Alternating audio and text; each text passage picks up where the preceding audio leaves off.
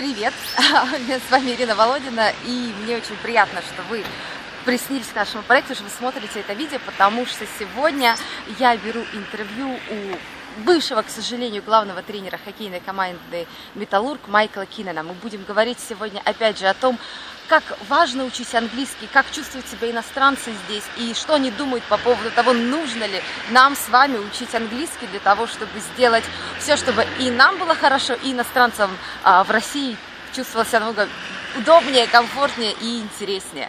И поэтому сейчас давайте послушаем. Can you please tell us how you feel in a country, in a place where nobody speaks Russian, English? How do you feel? I think it's my obligation to try to learn to speak Russian. I'm in a foreign country. I'm an import in this land, and it's important for me to try to understand the language, the Russian language, more so than a Russian trying to understand English. But I appreciate it when you come in communication with someone who can speak English. Yeah, but how would you feel if there were more people here who would speak better English? I think it's inevitable. I think it's going to happen. I was in Finland in 1979. No one spoke English at all. I went back 10 years later and everyone spoke English.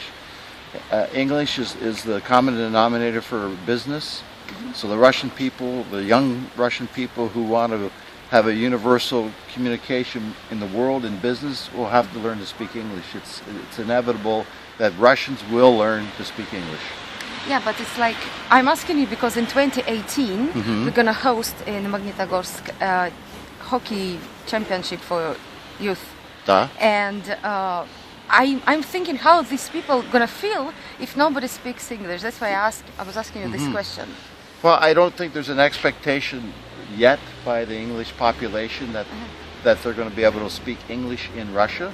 But eventually, even 2 years from now, there'll be many more people speaking English every year in Russia, particularly the younger people. There's a command for it to learn it. They're educated in school. They have those options to begin to learn the language, and it's important that they do. And what advice can you give to people who are thinking whether they should study English or not? Because my clients, they come to me and they say, I need English, but then, no, actually, maybe some time later. No, and then they come back. They have to be proactive and take the initiative to learn the language. It's important for the future of the country. It's important for the future of the young people. And they should take the initiative. I know it's a challenge. It's difficult, just as it's difficult for me to grasp the Russian language. But there's great benefits to serve them if they do study and learn and are able to speak and communicate in English. What do you think about people who make mistakes when they speak English? Do they say, "Oh my God, you made a mistake"? No, not at all. No, the attempt is the thing that you're impressed with. It's not the actual verbiage. If they attempt to speak, then хорошо, Irina. Yes, thank you. And you know, there's something I have for you. It is our thank you letter from our company. Because Magnitogorsk Metallurg. Yeah, I know. Спасибо. You have become the first club who agreed to support this project.